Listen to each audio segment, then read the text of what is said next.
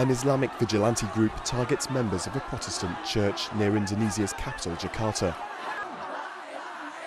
The protesters say the Christians have no legal right to worship here.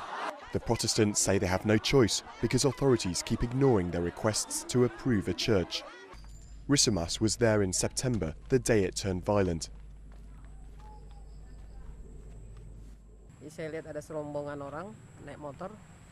She explains they were walking to worship on this plot of land when a group of attackers ambushed them. One church elder was stabbed and the female priest beaten up. 13 members of the Islamic Defenders Front are now on trial for the attacks, but the group is far from repentant.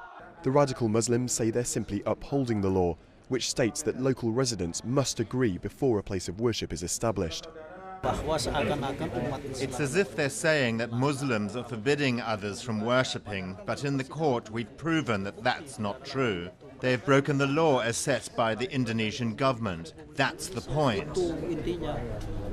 The country's constitution guarantees freedom of worship, but a recent report counted more than 200 religious freedom violations in 2010, many targeting Christians.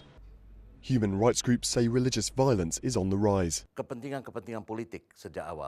People with political interests use religious differences to cause tensions, which then become uncontrollable. The government rarely takes legal action.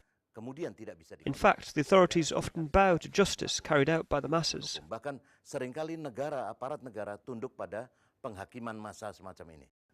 this time the church members are determined to bring their attackers to justice, despite the dangers of daring to stand up in court.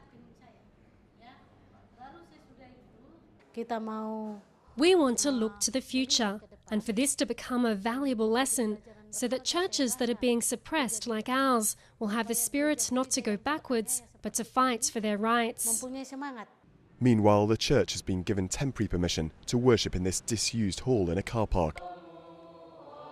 They might now be allowed to pray legally, but the congregation has shrunk.